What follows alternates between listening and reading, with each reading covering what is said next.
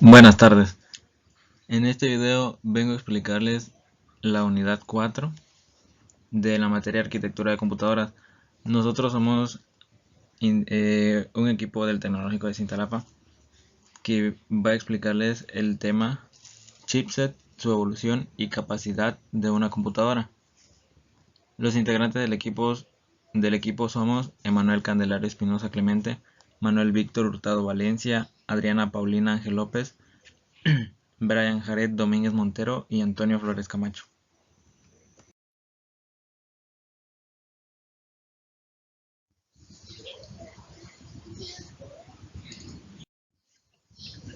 Bien, como una introducción, un chipset son un conjunto de chips controlados soldados al motherboard, o sea, la tarjeta madre de la computadora, que manejan todos los buses que funcionan con este.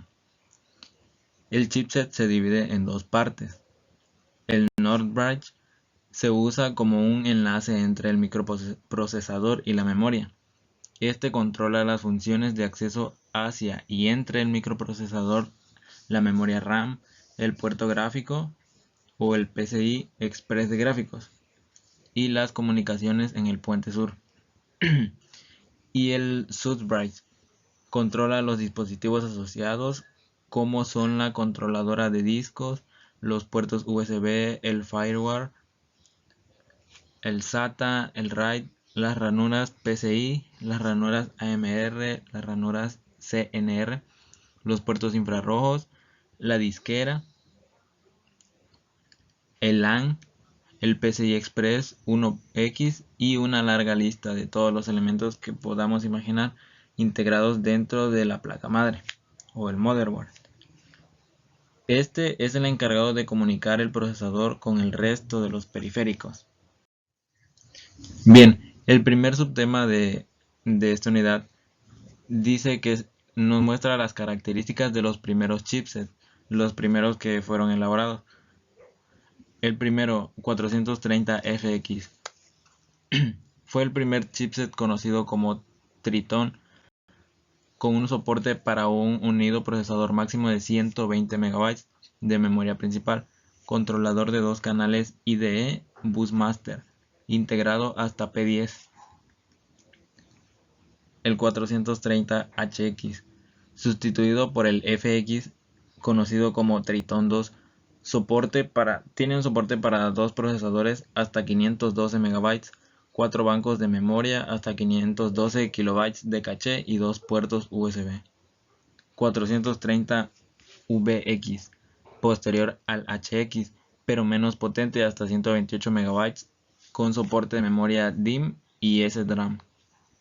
El 430TX, máximo 256 MB hasta 3 bancos de memoria, con un soporte para módulos DIMM, SDRAM de 64 MB. 440FX, conocida como Natona, utilizable para placas base Pentium Pro y Pentium 3, hasta dos procesadores 1 GB repartido en 8 bancos. 440BX, no se puede mezclar módulos EDU con SDRAM hasta 16 GB tanto en EDU y SDRAM. Y por último el 440EX, un chipset de bajo coste diseñado para Celeron, soporta más de un procesador ampliable hasta un máximo de 256 MB de RAM. El segundo subtema son las mejoras en la evolución de los chipsets. El primero, IGP3X0 Mobility Radeon 7000 IGP. Son los primeros chipsets de ATI. Incluye un procesador gráfico de 3D compatible con DirectX 7. 9100 IGP es un sistema de segunda generación de chipsets. IXP250 Southbridge ATI se destacó al completar el primer chipset propio para placas madres X-Express 200-200P, chipsets PCI Express hechos para Athlon 64 y Pentium 4, X-Express 3200, similar a la Express 200, pero diseñado para un óptimo rendimiento de Crossfire AMD 580X Crossfire Chipset, edición AMD del renombrado 3200 Express. El 690G Express 1250 para plataformas AMD e Intel. Incluyen procesador gráfico DirectX. El chipset AMD Serie 700, exclusivamente para procesadores AMD.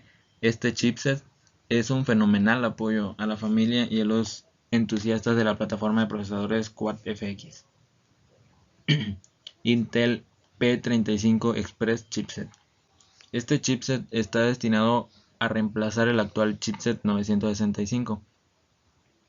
Sus novedades: soporte para los procesadores Intel Core 2 Duo e Intel Core 2 Quad. Soporte tanto para memorias DDR2 como DDR3.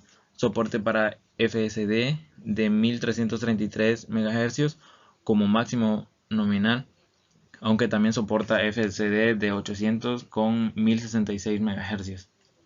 El P35 está destinado a mejorar la performance del P965, mejorando además el soporte para tecnologías multi-GPU, especialmente para AMD ATI Crossfire.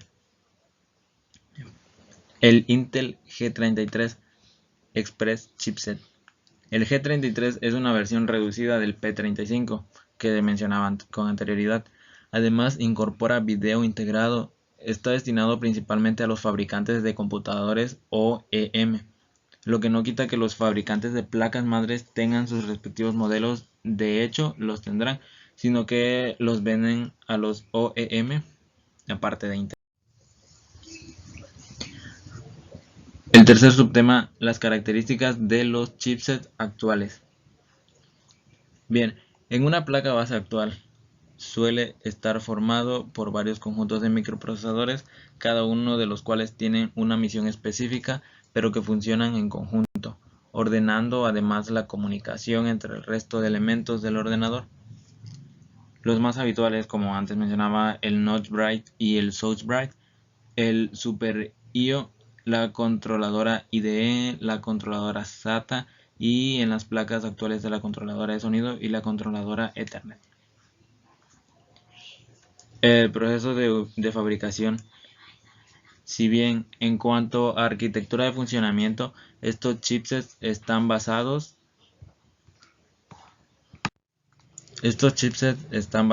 en la generación actual más algunas mejoras, lo que sí ha cambiado, esperemos que para mejor. Dice que es el proceso de manufactura, ya que mientras la generación actual P35, X38, X48 está fabricada en 90 nm, estos nuevos modelos usan un proceso de fabricación a 65 nm, lo cual podría ser la diferencia entre ambas familias de chipset. El Not Bright. Este componente del chipset es quizá el de mayor importancia.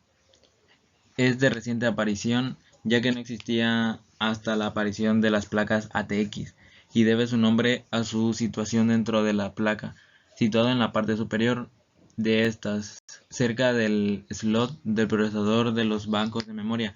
Es el encargado de gestionar la memoria RAM, los puertos gráficos y el acceso al resto de componentes de chipset, así como la comunicación entre estos y el procesador.